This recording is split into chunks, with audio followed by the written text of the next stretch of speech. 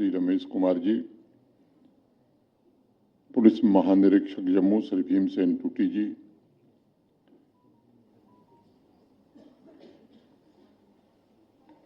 जम्मू कश्मीर प्रशासन के अन्य वरिष्ठ अधिकारीगण, सभागार में उपस्थित सभी शहीदों के परिजन और नियुक्ति पत्र पाने वाले बहनों, भाइयों, देवियों, सज्जनों और मित्रों, आज इस सभागार में उपस्थित सभी टेरर विक्टिम फैमिलीज को मैं सबसे पहले नमन करता हूं और इस संभाग के सभी 10 जिलों के सच्चे शहीदों को श्रद्धांजलि भी अर्पित करता हूं। जैसा बताया गया, 28 जुलाई को इसी सभागार में एक कार्यक्रम के दौरान अनेक परिवारों के आश्रितों को नियुक्ति पत्र सौंपे गए थे, जिनके परिजनों की जान आतंकवाद में चली गई थी। वह सभी परिवार ऐसे थे जो लंबे समय से गुर्बत और भय के साए में जी रहे थे। भेदभाव भरी व्यवस्था की वजह से उन्हें यहाँ दोहरी मार झेलनी पड़ती थी। एक तरफ तो आतंकवादियों ने उनके घर में अंधेरा किया था और दूसरी तरफ कुछ ऐसी असंवेदनशीलता सरकार और प्रशासन में थी जिसकी वजह से ऐसे लोग हाशिए पर जीने के लिए मजबूर थे।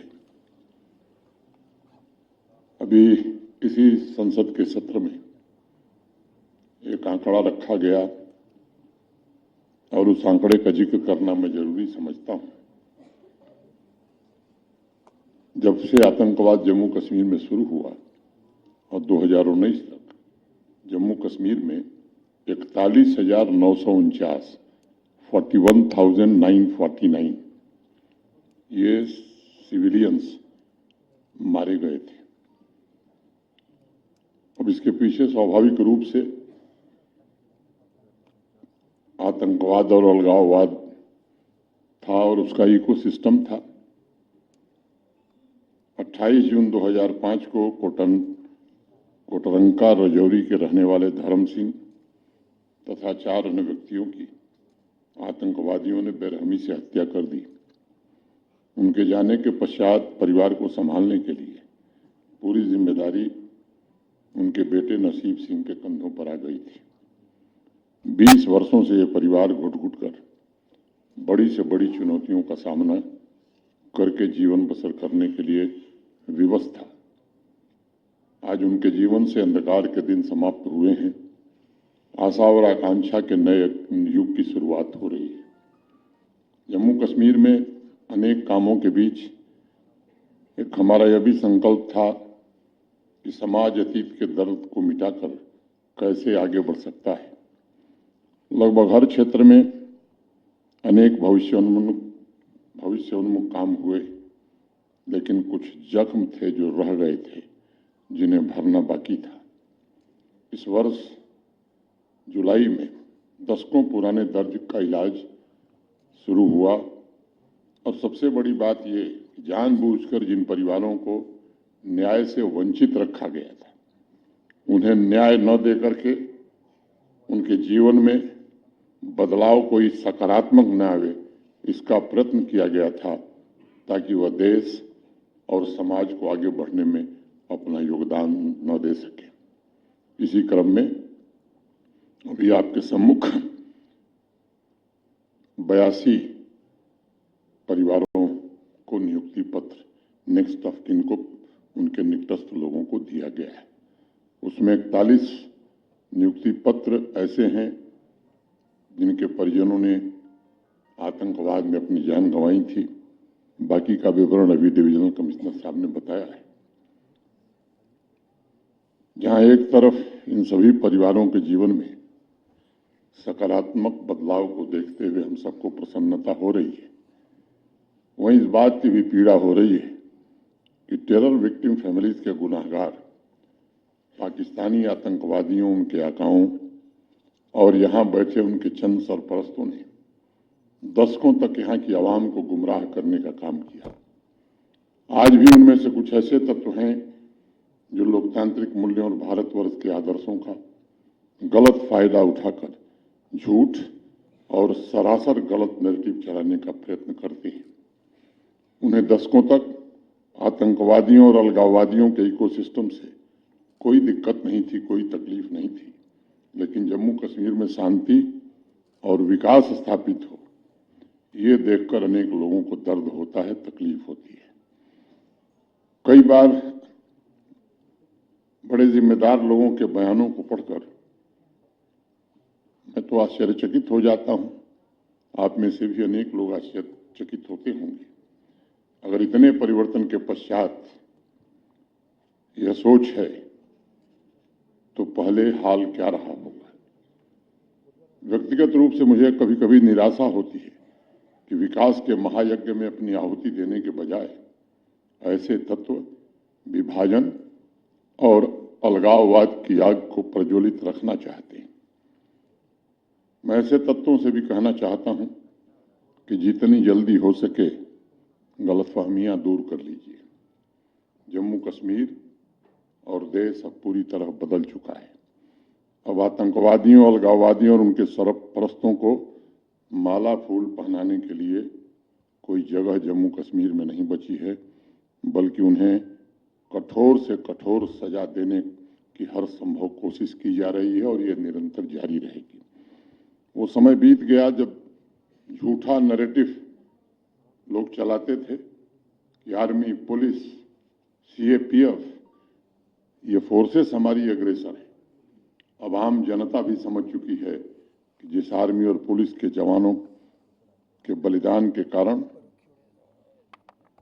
जम्मू कश्मीर के नागरिकों की रक्षा के लिए जिन जवानों ने कुर्बानी दी है, उनके बलिदान स्थल को मंदिर की तरह लोग पूजना चाहते हैं। इस अवसर पर एक बात और मैं कहना चाहता हूं। आतंकवाद का एक ऐसा इकोसिस्टम यहाँ था जिसमें देशद्रोही तत्वों के अलग अलग रोल होते थे। एक टारगेट देता था, दूसरा गोली और बंदूक तथा पैसा पहुंचाता था, एक तीसरा था पाकिस्तान समर्थित आतंकवादी, वो गोली चलाता था, और उसके साथ मिलकर चौथा अलगाववादी तत्व यह सुनिश्चित करता था कि दर्द से जूझ रहे टेरर विक्टिम फैमिलीज की जुबान न खुले और न ही उन्हें इंसाफ मिले। ये सच्चाई है कि आतंकवादियों की बंदूक की खौफ की वजह से समाज के लोग टेरर विक्टिम फैमिलीज और यहां तक कि प्रशासन में भी ऐसे लोग थे जो खामोशी अख्तियार कर लेते थे। लेकिन दूसरी तरफ अलगाववाद और आतंकवाद से जुड़े तत्वों को बड़ी मात्रा में सरकारी नौकरी दी जाती थी। उसी इकोसिस्टम में देश के खिलाफ काम कर रहे तत्वों को प्रोत्साहन दिया जाता था। शासन के कुछ लोग समय के लिए शांति खरीदने के लिए समझौते करते थे। कुछ महीने जम्मू कश्मीर सामान्य रूप से अपने पैरों पर चल सके, इसके लिए आतंकवादियों के परिजनों को नौकरी दी जाती थी। भारत के आदरणीय प्रधानमंत्री श्रीमान नरेंद्र मोदी जी तथा गृह मंत्री श्री अमित शाह जी के नेतृत्व में उस पूरी व्यवस्था को बदलने की कोशिश हुई है। शांति खरीदने से नहीं मिलती, शांति स्थापित की जाती है, और उस पूरे इकोसिस्टम की चूलें हिला दी गई हैं। उस भय को समाप्त करने में काफी हद तक सफलता मिली है, जिसकी वजह से टेरर विक्टिम फैमिलीज अंधकार और खौफ में जीते थे। इसलिए आज भी कुछ लोगों को तकलीफ होती है। वो अपने बनाए हुए भ्रम में जीते हैं और अनेक तरह की बातें करते हैं कि शांति पहले भी थी, जब सड़कों पर पत्थर चलता था, जब स्कूल, कॉलेज, बिजनेस, ट्रांसपोर्ट सब बंद रहता था। जबरदस्ती कुछ लोग अपनी आंखों पर पट्टी लगाए हुए हैं, उन्हें महसूस नहीं होता। और मैं कहना चाहता हूं 2025 में अब ऐसी व्यवस्था है कि अब टेरर विक्टिम फैमिलीज को नौकरी मिलती है, टेररिस्ट के परिजनों को नौकरी किसी हाल में दुनिया की कोई ताकत अब नहीं दे सकती है। मैं उनसे कहना चाहता हूं कि अपनी आंखों से पट्टी हटाइए। कुशासन और आतंक के दिन समाप्त हो गए। आतंकवादी और उनके परिजनों को सिर्फ अब गोली मिलेगी, टेरर विक्टिम के आश्रितों को न्याय और नौकरी दोनों मिलेगी। अलगाववादी तत्वों के साथ मिलकर चंद लोगों ने निर्दोष जम्मू कश्मीर के निवासियों पर बहुत अत्याचार किया है। अब उनके पाप का घड़ा भर चुका है। पूरे इकोसिस्टम को चुन चुनकर उनके गुनाहों की सजा दी जा रही है और आगे भी दी जाएगी। मां भारती के वीर सपूतों के जख्मों पर मरहम लगाया गया है और तेज गति से आगे भी लगाया जाएगा। मुझे इस बात की भी प्रसन्नता है कि अब 3 दशक से भी ज्यादा समय बाद जम्मू कश्मीर का समाज भी एकजुट होकर उस सच्चाई को सामने लाने का काम कर रहा है। टेरर विक्टिम परिवारों को दर्द देने वाले चेहरे पाकिस्तानी आतंकवादी और यहाँ जम्मू कश्मीर में मौजूद उनके चंद सरपरस्त और सपोर्टर थे।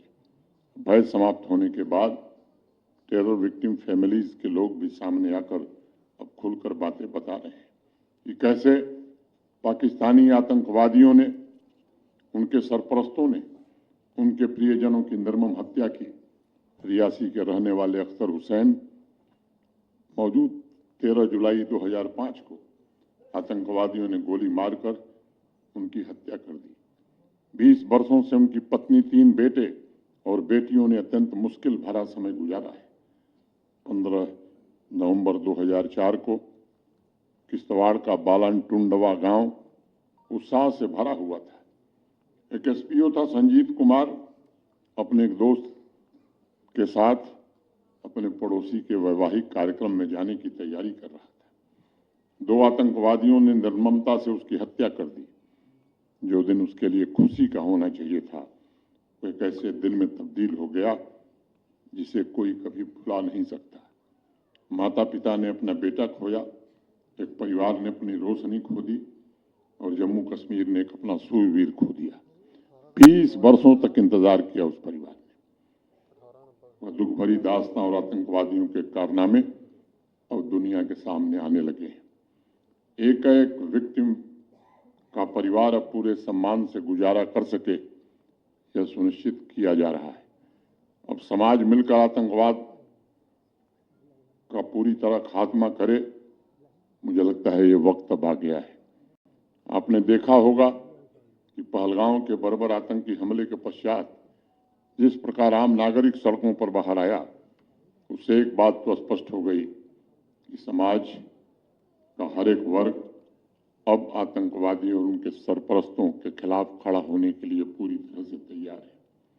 और आज मैं कहना चाहता हूं कि इस बात को गांठ बांध लीजिए कि आतंकवाद का खात्मा सेना, पुलिस, सुरक्षा बल तो करेंगे ही, लेकिन जब तक समाज पूरी तरह खड़ा नहीं होता और समाज सहयोग नहीं करता, ऐसे लोगों को एक्सपोज नहीं करता जो बेसहारा लोगों पर जुर्म ढाते हैं, यकीन मानिए आतंकवाद फिर द्रुत गति से समाप्त होता है।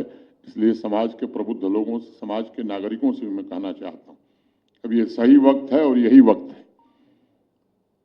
और इस काम को जितनी तेज गति से हम करेंगे, मैं समझता हूं उतनी जल्दी आतंकवाद से पूरी तरह मुक्ति जम्मू कश्मीर को मिलेगी। मैं आपको भरोसा देना चाहता हूं, ऐसे तत्वों से अब डरने की जरूरत नहीं है। देश में अब जो सरकार है वो ऐसे तत्वों को किसी हाल में न प्रश्रय देगी न बर्दाश्त करेगी। समाज के गुनहगारों को कड़ी से कड़ी सजा मिले, ये हर तरह से सुनिश्चित किया जा रहा है। मैं समझता हूं समाज के किसी भी कोने में, किसी भी वर्ग में अगर अन्याय हो रहा है तो उसके खिलाफ आवाज भी उठनी चाहिए और हर हाथ उठना चाहिए। मैं आपको कहना चाहता हूं कि जम्मू कश्मीर पुलिस प्रशासन आपके साथ है। लोकतंत्र के मूल्यों और सामाजिक न्याय के आदर्शों पर चलते हुए ये जरूर सुनिश्चित किया जाएगा कि हर एक परिवार को गरिमापूर्ण जीवन जीने का पर्याप्त अवसर मिल सके। मैं सभी परिजनों के साहस और धैर्य की भी सराहना आज करना चाहता हूं कि उन्होंने इतने वर्षों के बाद भी आशा का एक दीपक जलाए रखा था।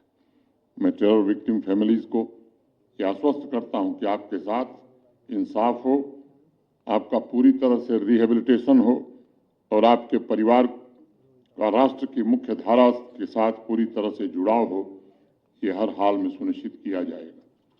13 जुलाई की तारीख ने हमारे संकल्पों को दृढ़ता दी थी। उस दिन पहली बार बारामूला से पूरे जम्मू कश्मीर को एक नया संदेश देने की कोशिश की गई थी कि अब न्याय में देरी नहीं होगी। अब न सिर्फ सभी टेरर विक्टिम केसेस में इन्वेस्टिगेशन होगा, टेरर केसेस में इन्वेस्टिगेशन होगा, बल्कि ये भी सुनिश्चित किया जाएगा कि आतंकवादी और उनके सहयोगी चाहे इस तरह हों या सीमा पार हों, उन्हें उनके जघन्य अपराध की कड़ी से कड़ी सजा जरूर मिले। मैं इसे जम्मू कश्मीर में न्याय के एक नए युग की शुरुआत कहना चाहूँगा। अनमोल जिंदगियां सिर्फ आंकड़ों और सरकारी फाइलों में सिमट कर रह गई थीं और जो परिजन दशकों से सिर्फ वादों के भरोसे जीवन काट रहे थे, उनका इंतजार अब समाप्त हो गया है।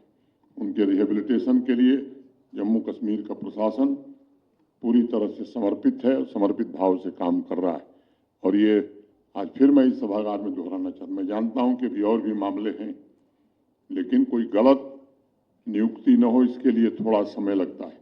और मैं फिर से कहना चाहता हूँ कि एक भी जेन्युइन केस ऐसा नहीं बचेगा जिसे नियुक्ति न मिल जाए जो टेरर विक्टिम फैमिली। मैं सभी टेरर विक्टिम फैमिली को एक बार पुनः श्रद्धांजलि देता हूं। उनके परिजन आज अपने नए जीवन की शुरुआत कर रहे हैं। मैं माता वैष्णो देवी से उनके उज्जवल भविष्य के लिए भी प्रार्थना करता हूं और प्रशासन के जिन साथियों ने त्वरित गति से नियुक्ति पत्र बनाने में अपना पूरा योगदान दिया है, उनके प्रति भी हृदय से धन्यवाद करते हुए मैं अपनी बात यहीं पूरी करता हूं। धन्यवाद। जय हिंद।